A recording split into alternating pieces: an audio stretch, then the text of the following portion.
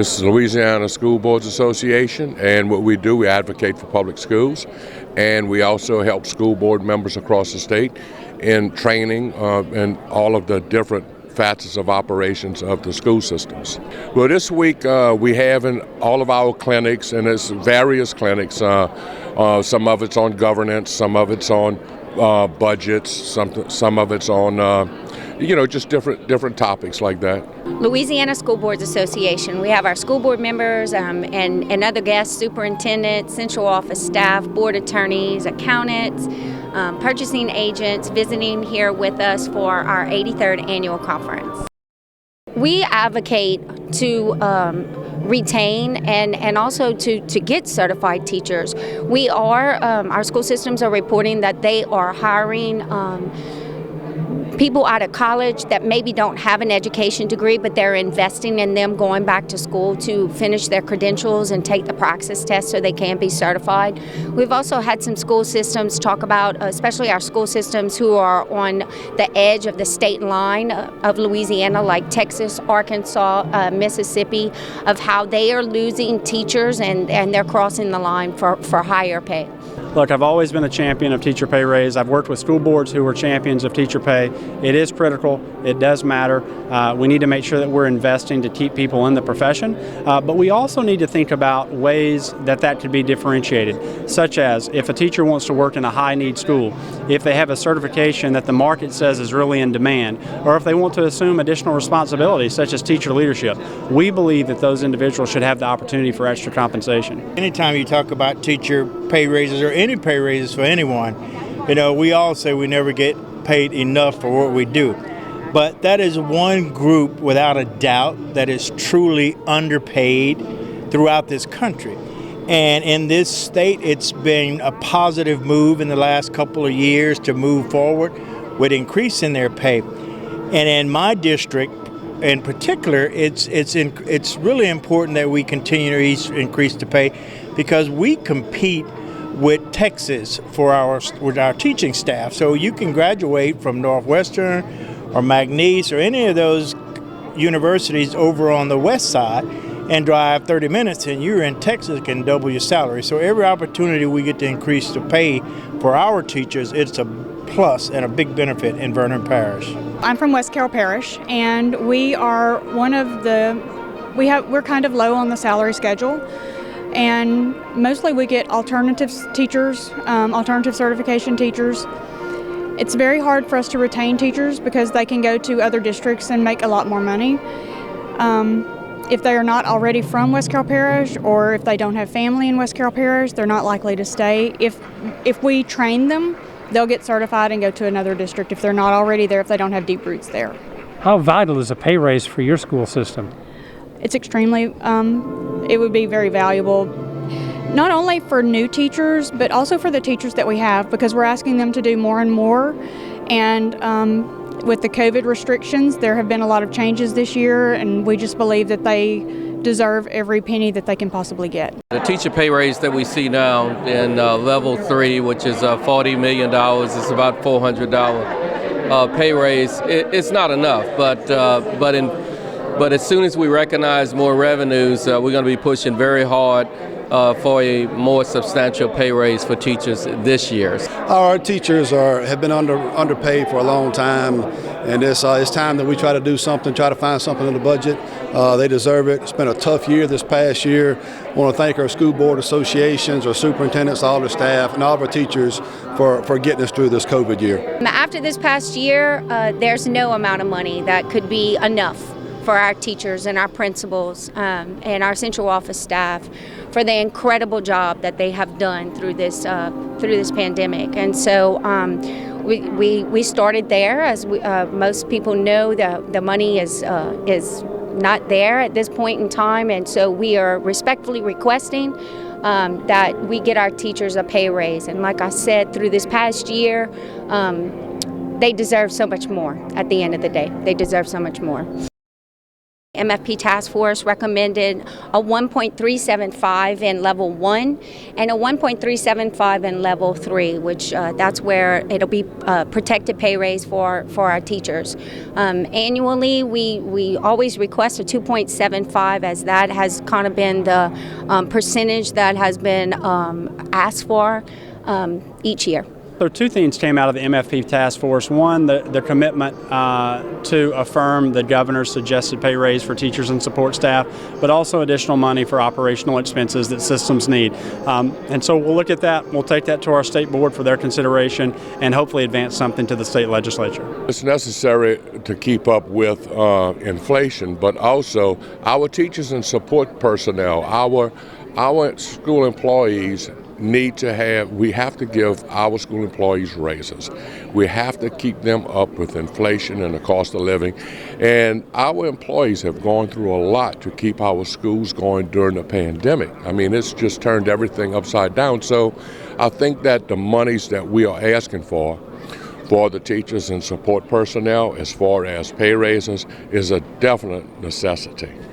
The proposed increase to the MFP is more critical now than ever.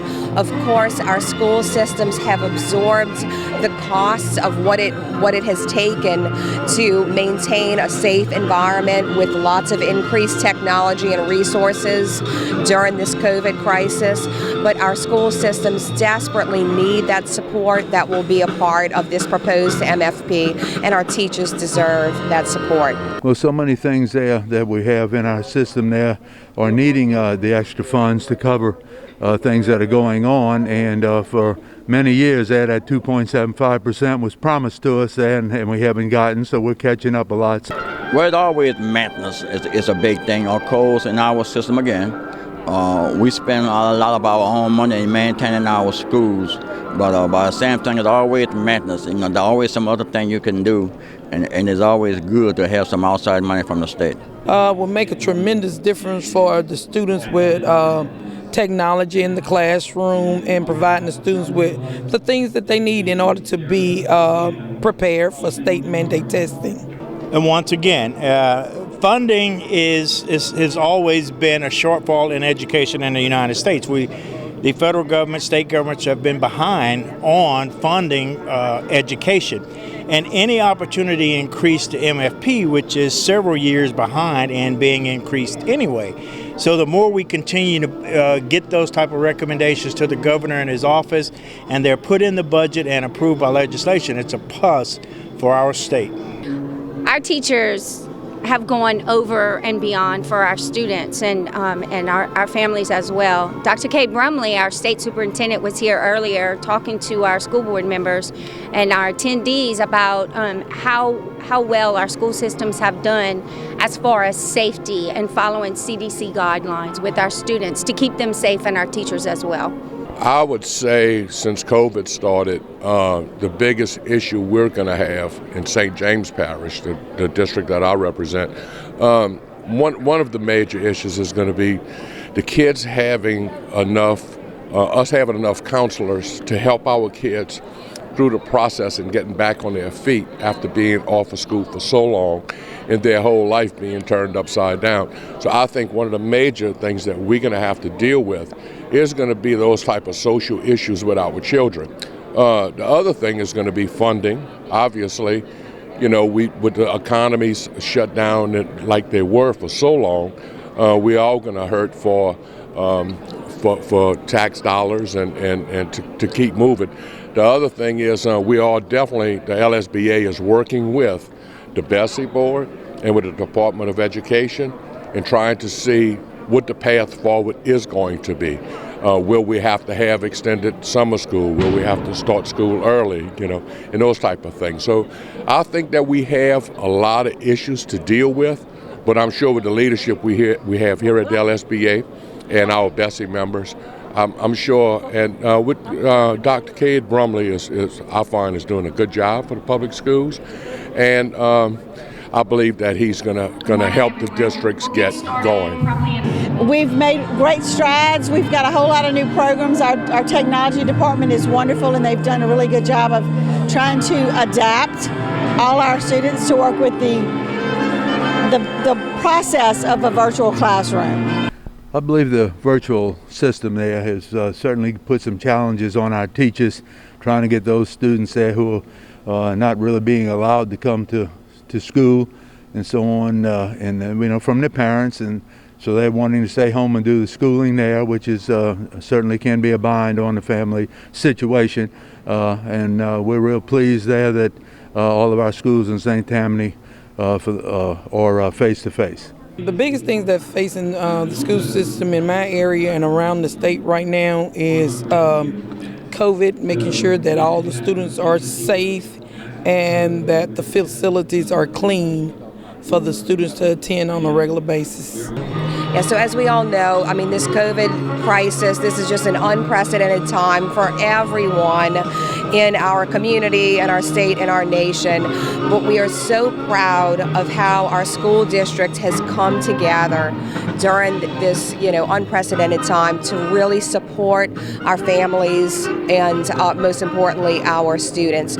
Our teachers have really stepped up to the plate and have been so innovative, been so able to pivot to online instruction so quickly and really make an engaging, environment for our students. We're so happy that the large majority of our students are back to school, face-to-face, doing well, and so happy to be back in the classroom, in a very safe environment.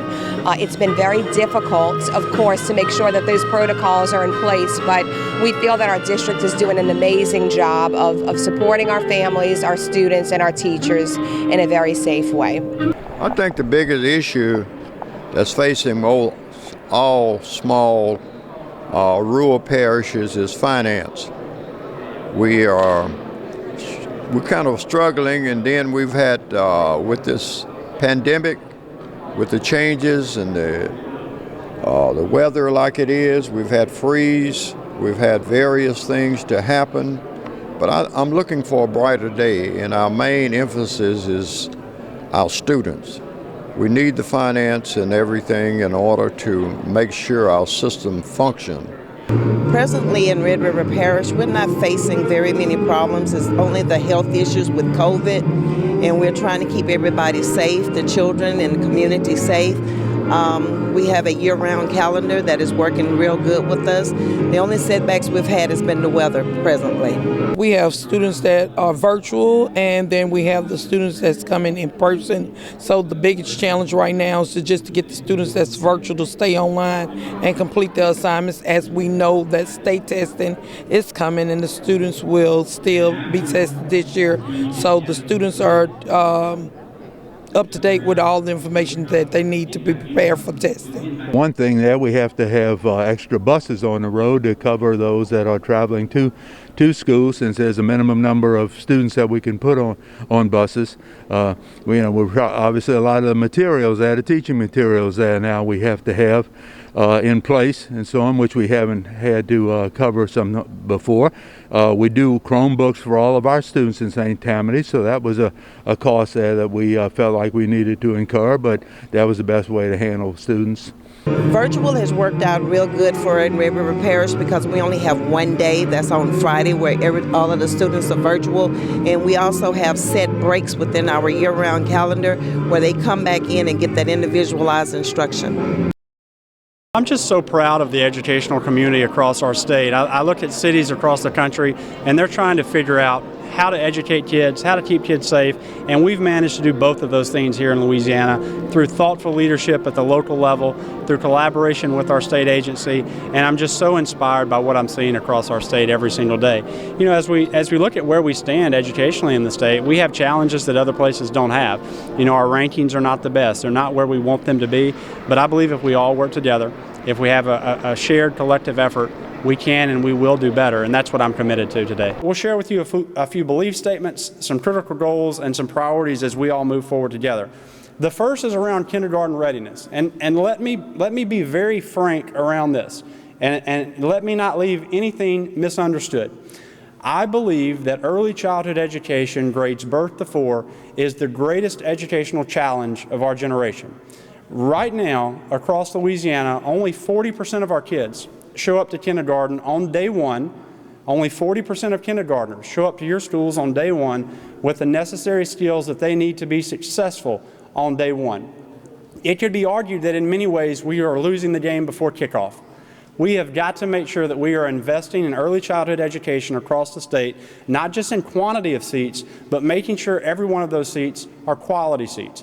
As we look at some of the federal stimulus money that we have coming into the agency, one of the things that we want to do is work to make sure that we are working with cities around the state and communities around the state as you think through ways within your local context to expand access for families to early childhood education. And I believe that unless we do that, we're not going to see the transformation that you all want to see desperately within your communities, your region, and our state as a whole. Critical goal number 2 has to do with students being able to master content by the end of 3rd grade. You know, studies will show you that if a student cannot be on grade level in reading by the end of 3rd grade, and 3rd grade is not something I'm just making up. This is what the studies show.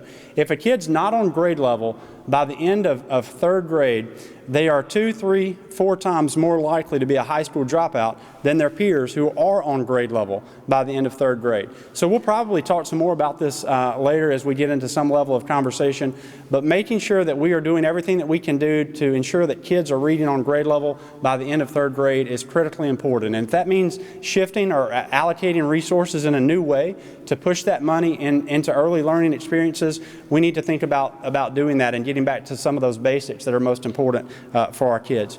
Right now in 3rd grade, we have 46% of kids who are on grade level mastering content by the end of 3rd grade in English reading and 43% in math. So we have opportunity here. Our critical goal number 3 is the same goal. It's just around 8th grade information. So in 8th grade, you see we have been able to just hang on, keep that same number roughly for English and reading. We're at 47%, but something happens in math. Something across our state is happening in math when we see a drop from 43% mastering content in 3rd grade to 28% in 8th grade. And of course, we have ideas. We know what we believe to be happening, and so then it's our responsibility to step in and intervene so that students are getting what they need to be successful.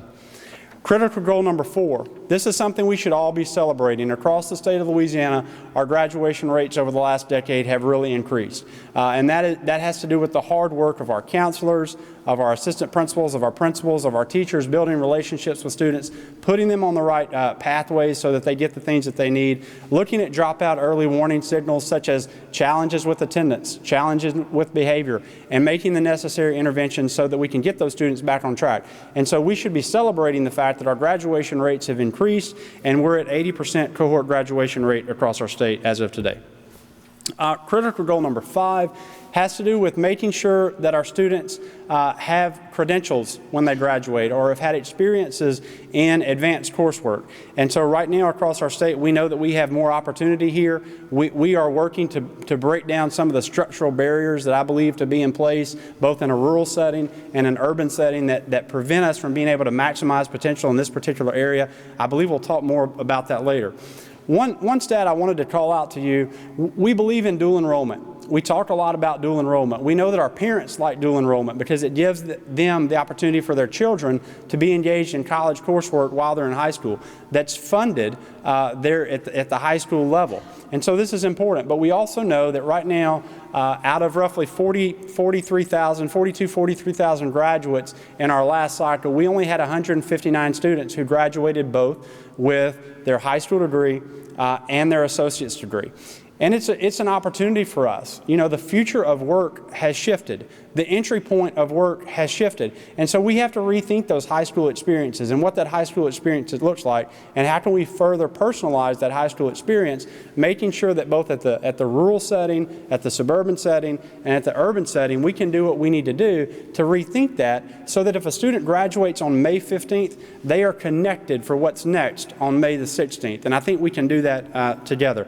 One of the other things that we're calling out as an agency this year is community service diploma endorsements. Right now in the state of Louisiana, students have the opportunity to show a commitment to community service projects, and if they do that, then they earn an endorsement on their diploma. And in the last cycle of graduates, again over 42,000 graduates, we only had just over 700 students who were able to graduate with that endorsement. And we know this to be true, that more of our students are engaged through in community service projects through FFA and Beta and FBLA and basketball and baseball and all those things in which you are asking your kids to also give back to their communities. So we want to make sure that we highlight that moving forward as well. The last goal has to do with TOPS eligibility and making sure that students are eligible to receive that TOPS award, whether that's from the technical aspect or the 2 or 4 year university side. We want to make sure that more of our students are eligible for that TOPS award. One of the things we also know to be true is during the last cycle, we had 7,000 students across the state who had met the GPA requirements, they had met the coursework requirements, but they did not make the ACT score that they needed to earn TOPS. 7,000 kids in a single year. I don't blame the kids. I don't blame the teachers. I don't blame the leaders. Again, I think it's a structural issue, and we need to look at what things do we need to be doing at the agency level, working with our state board to make sure that whenever kids step in to take that assessment, which can be life-changing for them, that we have given them the tools and resources that they need to be successful on that day. And so we're going to continue to work in this particular area. Well, it all starts with early childhood education. Only 40% of kids in Louisiana come to school kindergarten ready on day one. We have to make sure that we're investing in access to seats across the state, but also making sure those seats are worthwhile. We know that only, roughly 40% of our kids are mastering reading by the end of 3rd grade. Again, it's an incredible opportunity for us to rethink our training and go back to some of the basics that are really important to making sure kids know how to read. In 2019, we set a new strategic plan to make sure that more people have access to education and training than ever before. I don't have to remind you of the fact, as you see on this graphic, that opportunity is uneven in our country.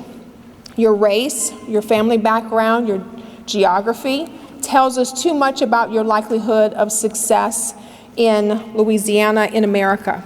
And so we have work to do collectively to make sure that opportunity exists for everyone. And we know that opportunity is so tightly connected to having credentials of value. And so that's the work that we are proud to do. And we believe that dual enrollment is one ticket to help us to significantly move this work forward. And we're very excited that Janet is on our statewide dual enrollment task force, asking the tough questions, making sure the right people are at the table to ensure that we understand what is happening on the ground. And as she always says, students at the center of our work, and making sure that the opportunity exists for everyone. So what do we know? If you complete dual enrollment as a high school student, you're more likely to enroll in college, 10% more likely, 12% more likely if you're a first-generation student. You're more likely to complete. I've met first-generation students who were excited to say college was a maybe for me. Now college is a must. I've met a faculty member and I'm on fire about my potential new opportunity because I didn't know about fill in the blank, whatever the discipline may be. But now I've connected with someone, and so my light bulb has turned on, and this makes sense to me. And so we know that dual enrollment is an opportunity that makes college more affordable, more accessible. It erases belief gaps in students, and that is what we want to move forward. But we also know that opportunity exists in a different way. So you see at the top the enrollment, high school enrollment in our state of Louisiana. 47% white students, 43% African American students, and then Hispanic students and other. And for the dual enrollment, you see a disproportionate number of our white students are participating, far less of our minority students. And so let me say this. We have to send a clear message in the state of Louisiana that dual enrollment is not for high flyers, dual enrollment is for everyone. Whether it's a career technical course, an academic course, we need to make sure that every student is getting on a path that is meaningful, affordable, accessible, attainable, that helps them to see their unlimited potential. That is the work and the beauty of dual enrollment and why we want to make sure we're partnering deeply with you to move this forward. So next month, the dual enrollment, the first statewide dual enrollment report will come out. Janet and our team have received the initial data, and so I wanted to share a little bit of that with you. And then I'll wrap up and certainly happy to answer any questions. So when we looked at dual enrollment from public post-secondary institutions, how many students and how many courses from the lens of our public colleges and universities? We see, as you see, 26,000 students who are enrolled, 39,000 enrollments, so that could be students that are taking multiple courses, and they're earning 200,000 credit hours in terms of dual enrollment. What is the link between K-12 and higher education in Louisiana? Such a tight link. Obviously, we produce the teachers who teach our students, who become our students in the future. We're thinking about how to increase educational attainment and credentials, dual enrollment. So there are so many overlapping policies that we continue to move forward together. Our system was the first in the state to implement a balanced calendar, and a balanced calendar, of course, is a calendar that you traditionally hear year-round, but it's not necessarily a year-round calendar. What it does is it takes the instructional days and spreads it out throughout the year. So what our system does is we basically go 9 weeks, off 2 weeks. It's 45 instructional days and 10 days of a break. And what we do during those breaks is we have an intercession period where we remediate students. So they're not necessarily at home for 2 weeks after the 9-week period. They're receiving targeted remediation. And we give them about 3 weeks off in the summer, so we don't have the long 3-month break in the summer. We found that there's a lot of regression when kids go home for 3 months in the summer, so we actually have them in school until the end of June. They go home for the month of July and come back the 1st of August. What we knew in our parish was that we were stagnant, that we had to do something different. And when you look at our mission statement, every child, every day, whatever it takes, that's basically the premise that we stand on and that my board stands on. We understand that this may not be a popular decision with all of our constituents and all of our students and families in the district, but what we know is that it's necessary.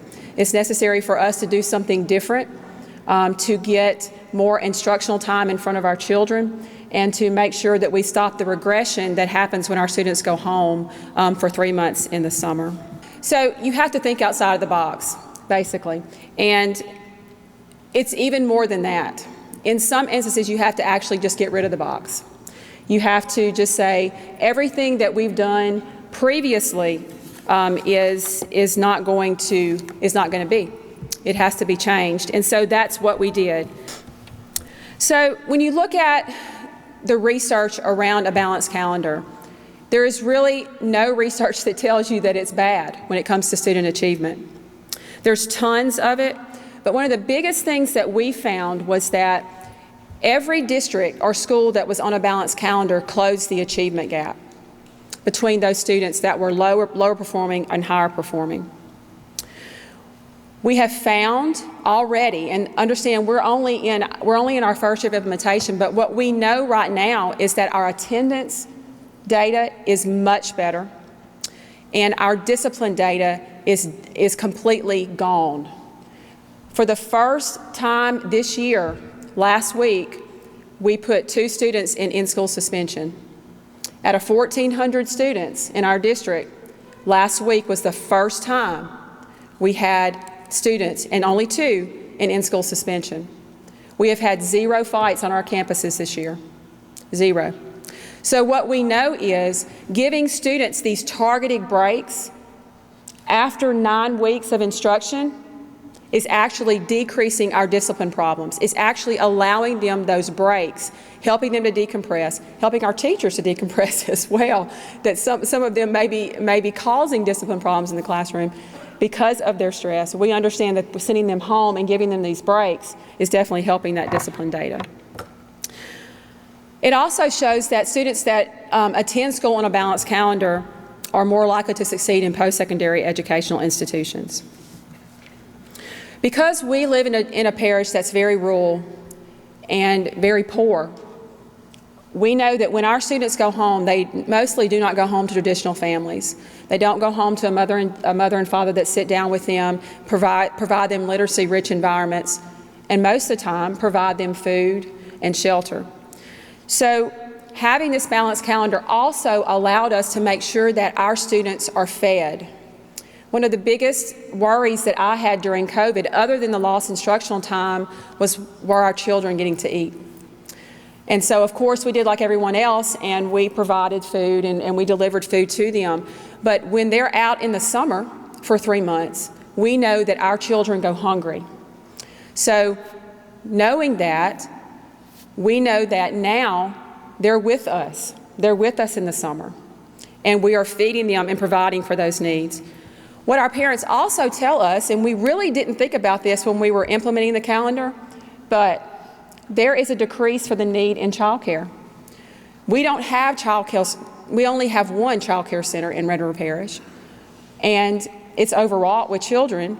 So our parents don't have the option of child care. So taking that 3 months away in the summer where they have to find child care was big for them. What kind of results have you seen so far? Well, it's our first year, but what we have seen as far as results is a dramatic decrease in discipline. Our attendance rate has improved drastically, and when we look at the results of our interim testing so far, our scores are up. So I think that after we finish our second year of implementation, we've already passed our year-round calendar or our balanced calendar for next year. I think we will really see a data jump. From a competitiveness standpoint, is it allowed Louisiana to remain competitive in those top 10 states that manufacturers look to when they're looking to make their investment decisions. And believe you me, it's a fierce competitive situation out there for us from an economic development standpoint. Some people say, why do we care so much about manufacturers? Why are y'all clamoring over one another, states so-and-so and so-and-so, to compete for these jobs? Manufacturing jobs, on average, pay better wages. And for every one manufacturing job in your state, there are 6 to 8 other jobs created in the economy because of that investment and because of the direct and indirect impact of those wages of those employees. We'd like school board members to keep in mind a couple of things. One is that, again, the industrial tax exemption program is an important incentive tool for economic developers, and it helps us attract companies and investment to our state through existing companies who are expanding. And what that does, it provides job opportunities for those very same students that they are nurturing and educating through our educational system here in the state. And so we hope to always view the program through the lens of a partnership. We have those educating our students along that workforce development continuum, and then you have the economic developers working very hard to bring those job opportunities to the state so that our children, our best and brightest, can stay here and have those opportunities here in Louisiana. We'd like to recognize LSBA's Legislators of the Year. Among the people here today are two seemingly unlike allies in Senator Cleo Fields and Representative Buddy Mincy. On the surface, you may not ever find two people who are seemingly different, physically or politically. But at the legislature, the two seemingly polar opposite people found a shared love for public education, for the children of Louisiana. They did not let their differences overwhelm that love of public education, but rather they joined forces to champion public education. The LSBA could not have two more stronger supporters, which is why the LSBA is awarding both Senator Cleo Fields and Representative Buddy Mincy with our Legislators of the Year. These two people exemplify what elected officials should be in that they did not let their differences become more important than their shared passion for public education, and the LSBA is honored to name them our Legislators of the Year.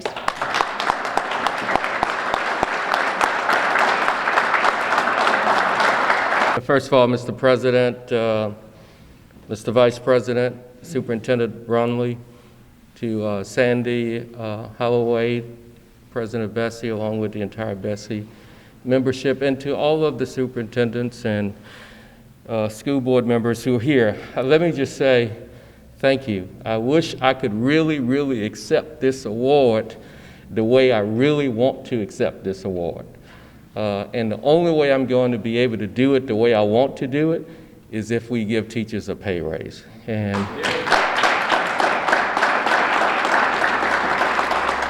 Dr. Pope, that's on me, and I just want to thank you for your leadership, and I want to thank all of you for the leadership of this organization. And Buddy and I are not as far apart as y'all think. But thank y'all so very much. Appreciate it. I'd also like to echo some of the Senator's comments, but I'd also like to follow up too. I'm just letting you know that LSBA is well represented at the Capitol. Dr. Pope and Danny Garrett and Marquis have done a phenomenal job of representing us. It's all about building relationships, and I can tell you that you can't have a more trustworthy and more willing to find common ground than the group that y'all have going to the Capitol. So I'd like to thank y'all for that. And Senator Fields, I'd like to thank you, sir. You know, we had a little bit of a commonality in a bill last year. And, you know, when we went to the Senate committee and the Senate floor, y'all amended my bill. And against my wishes and against my pleasure. And I tried everything I could to convince them otherwise. But your leadership, sir, Senator Mizell, and y'all stuck to it, and we did the right thing. And it wasn't that I was opposed to doing the right thing. It's just I was worried about passing it in the House. But y'all left me to field to that. So thank you, Senator, for your service and on the Education Committee in the Senate. So and thank y'all. It's a pleasure and a true honor for me to be here today. From time to time, the LSBA recognizes special individuals with our Friend in Public Education Award. This award recognizes some who has, through their service, actions, and attitudes, brought value to public education across the state of Louisiana. This year, the LSBA recognizes that there are two individuals that have earned the recognition of Friend of Public Education. Our first Friend of Public Education is former Bessie member Tony Davis. Tony Davis served on Bessie for a number of years until his recent resignation to move forward with his professional life. From the first year Tony Davis served on Bessie, many tried to pigeonhole him into one narrow political view. What Tony Davis proved to be as a member of Bessie was someone who did not take marching orders from anyone. Tony Davis proved that he was always interested in doing what was the best thing for the children of Louisiana and public education. He also proved to be a person who has always open to hear what school boards had to say on any issue before Bessie.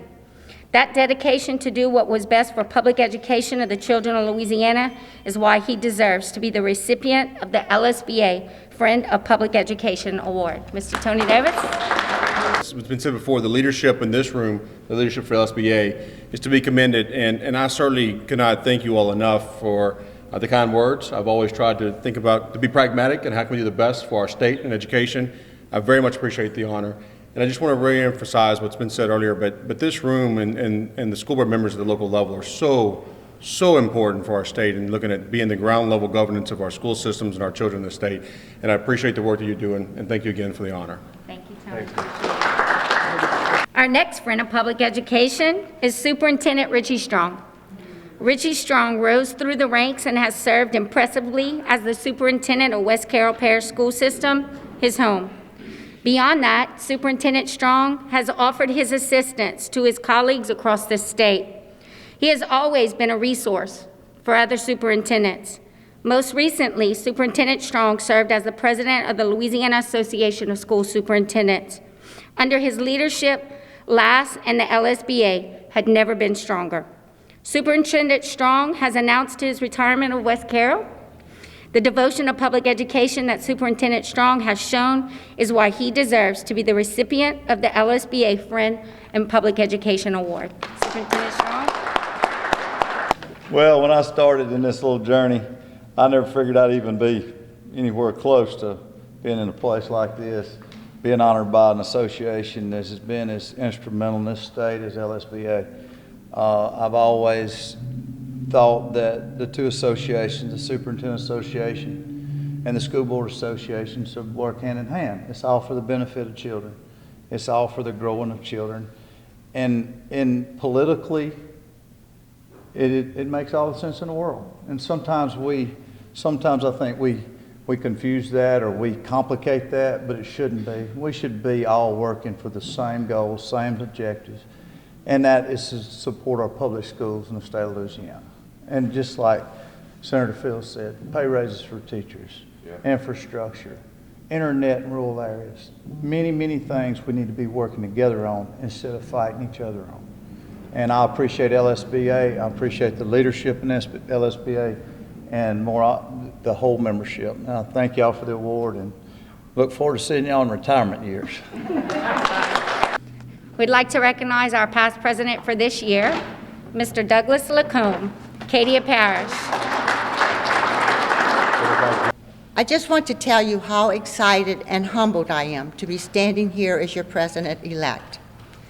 Thank you, George, for your steady leadership as president during one of the most difficult times in education and certainly in our lives. Please join me in a round of applause for Mr. Nassar.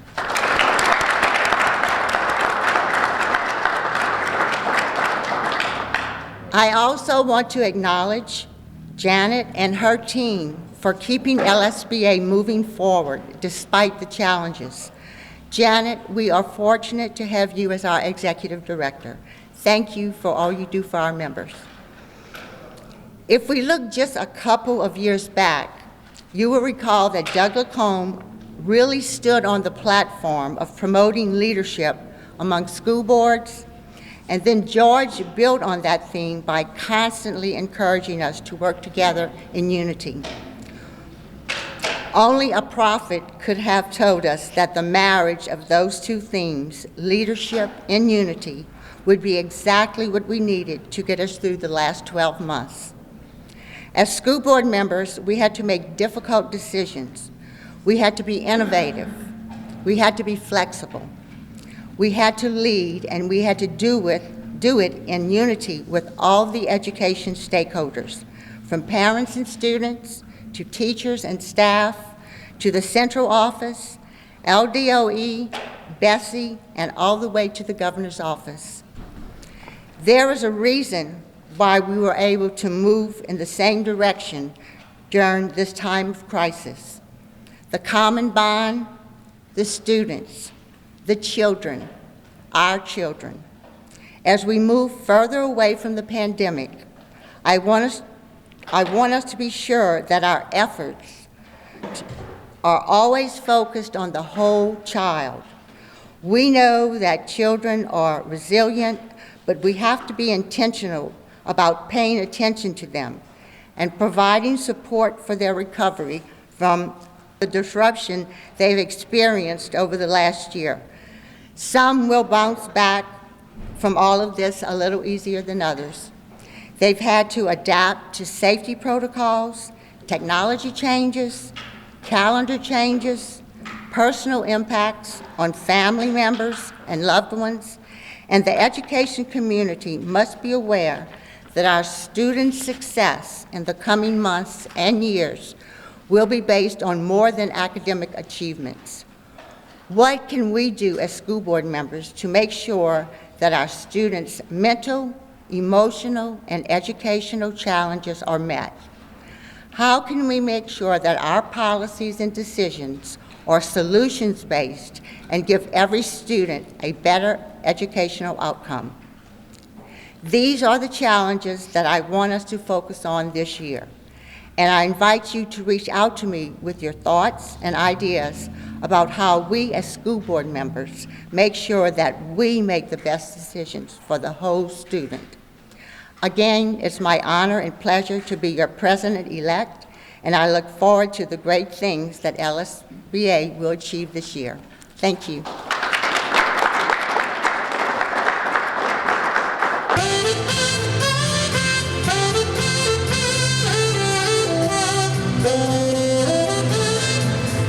I'm not knocking the academics, but when Susie makes an A, that's just her A. But in band, there's something powerful. In choir, there's something powerful. In orchestra, in any type of production, theater, there's something powerful because you are teaching community. You're teaching what our future can and should look like. There's so much research that shows that students that are involved in the arts are 4 times stronger academically. Those students that come from socioeconomically challenged situations are 5 times more likely to stick with school and not drop out. So the data shows that there's relevance and there's significance that's far beyond just the sound. All right, next up, we have the LSBA video contest. This year's winner is Calcasieu Parish, Sulphur High School.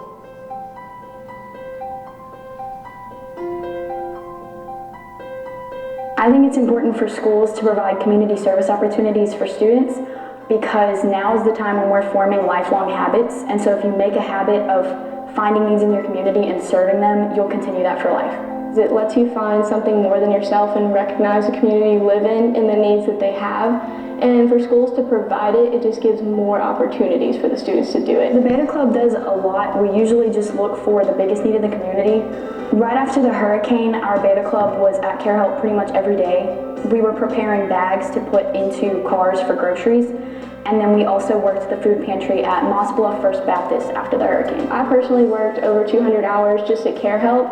We went all around helping local businesses redo their inventory and different things like that. So wherever we were needed, we tried to go. It teaches you a different type of selflessness. Like you understand just past your life that there's other people with different issues and there's people in your community that need the basics such as food, water, and clothing, and it's how we can help them and see a selfless view of the community you're able to serve. We do collections for Salvation Army every year. We do collections for Toys for Tots. We normally cook food for someone, whether it's veterans on Veterans Day or a drive-by food pantry at a church. There's a lot of nursing homes that have been needing so much help just because of COVID and different items that they need that we can provide. We have the Christmas canned food drives and the Valentine's cards and the Easter egg hunt that we did last year. I think the most valuable lessons students learn through community service and volunteerism is getting that humanity while you're still developing. When you serve people and they can't help you back, that way when you're an adult, you already know what that feels like and you chase that feeling.